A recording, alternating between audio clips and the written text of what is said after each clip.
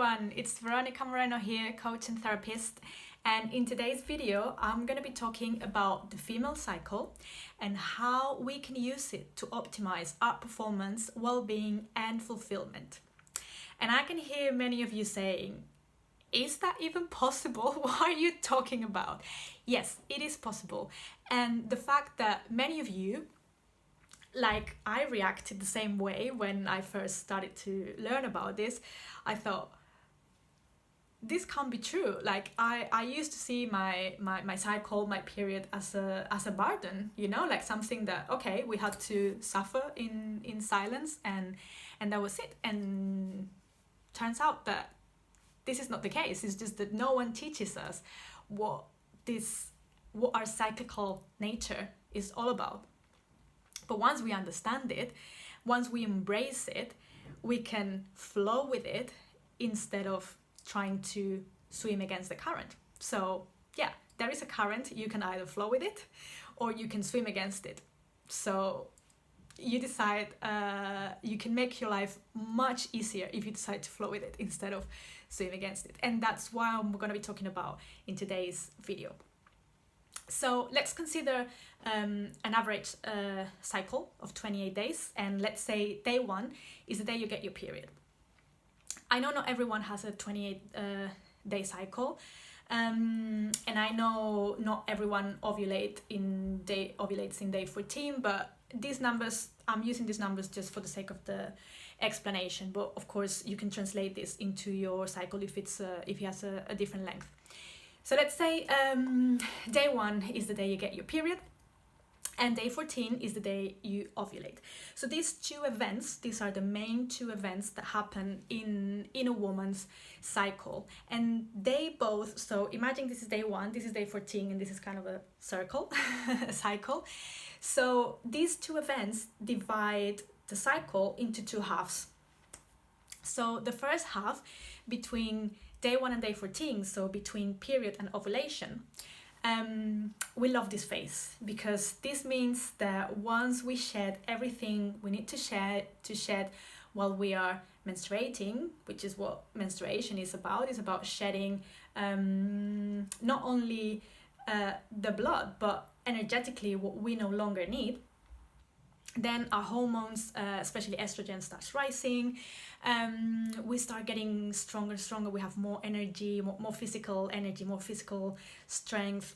Our confidence increases. Our confidence level normally increases again due to estrogen. So we love this part of the cycle because it's what gives us or what enhances the skills that society values. Doing, working, achieving. So then we get to ovulation, and between ovulation and our period, normally we feel that our energy levels start decreasing gradually. So maybe we feel more like kind of retreating, especially the days before period. Maybe you feel that you feel more like being on your own. Our emotions come to the surface stronger than ever and more easily, which is not something negative, by the way. It's just the way our body has to tell us something is not working. When we have a strong emotion, it's the way our body has to say, pay attention, something needs to change, something is not working, something needs to be cleared or cleansed, or we need to let go of this, right? So this part of the cycle where we don't have that much physical strength and we feel more like being with ourselves and retreating and connecting with our intuition, our inner wisdom, is not that valued. So a lot of women suffer and feel very frustrated because this is not what is valued or appreciated by society, at work, with friends, etc. It causes a lot of frustration, and that's where PMS kicks in. And we have all these symptoms. Many women have all these symptoms that at the end of the day are the way our body has to say, you're not listening to your body, you're not in tune with your body, you're not in tune with your nature. You are supposed to be resting, you are supposed to be doing something else. Your body is going through this change.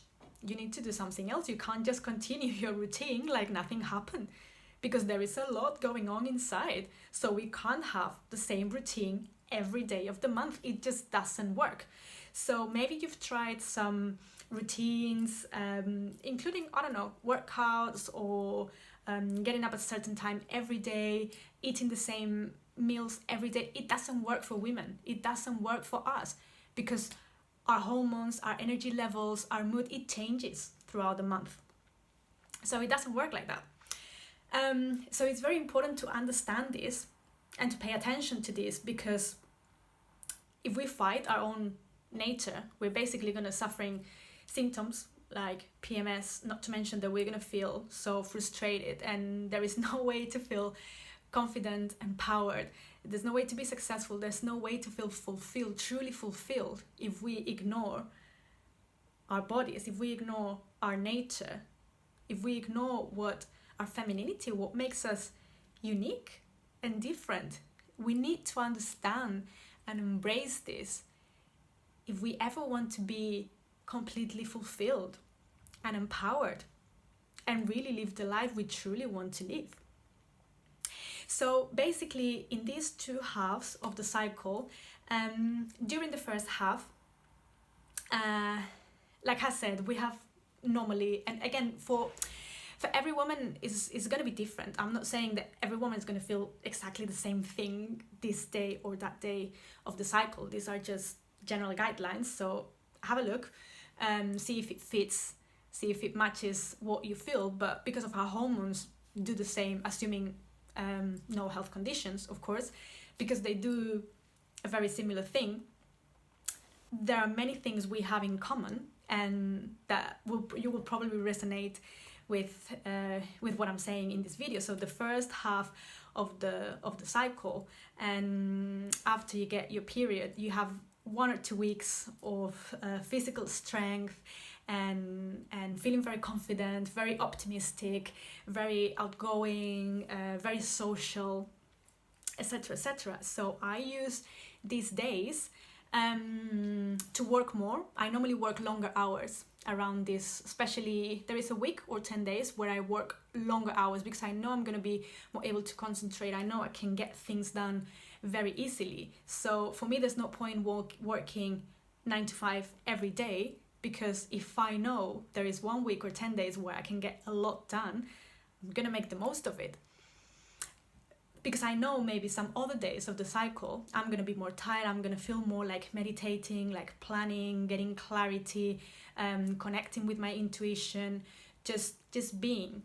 And that's also necessary, and that's not negative, and that's not a weakness or anything like that. And this is one of the main problems, that we love the qualities or the skills that are enhanced in what part of the cycle, but we don't like the other part that much. But they are very relevant and very useful. So I know that depending on the work you do, and depending on your family, and depending on your routine, of course you cannot plan everything around your cycle, but there are many adjustments that you can make that will definitely help you, and that will have a huge impact. So yeah, the during the second half of the cycle, especially as I approach day 1, as I approach my period, I always try to slow down. I don't do such intense workouts. I don't work so many hours if my body is like, no, because what's the point? I'm gonna be in front of the computer trying to get things done, and I'm not gonna be flowing with it.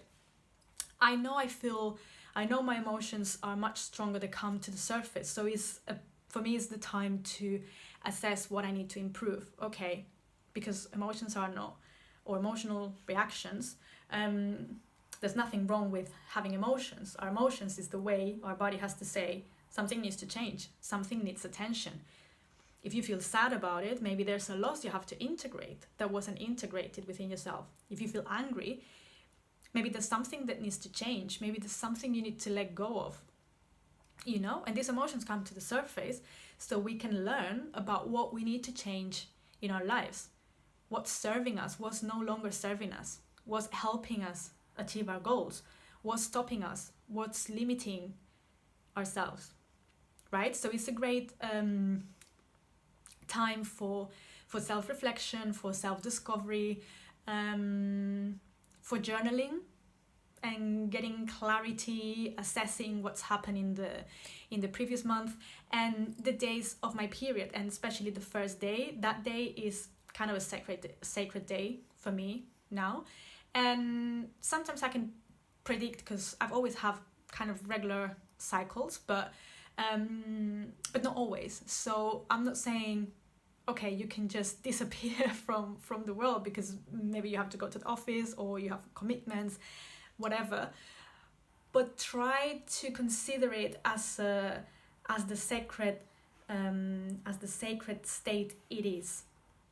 And if you have to go to the office, maybe take the evening off completely and have a hot shower or a bath or a massage or just meditate, just rest. So make sure that day, because we start cleansing everything that we no longer need, and of course we're gonna feel more tired and being with ourselves. So I know around my period I clear my diary, and I try to avoid definitely social events because I know that I'm not gonna enjoy them that much. So why would I do that if I can wait 3 days or plan them 3 days before, or next week or the week before? So I try to clear my diary from unnecessary or unimportant or events or commitments that are not urgent. And I try to be with myself, and that's the day and pay attention this day, because your intuition is going to be enhanced at a level you can't imagine. So we tend to think that this day is like, okay, this is a waste of a day, right? We're just going to be tired, we're just going to be in pain.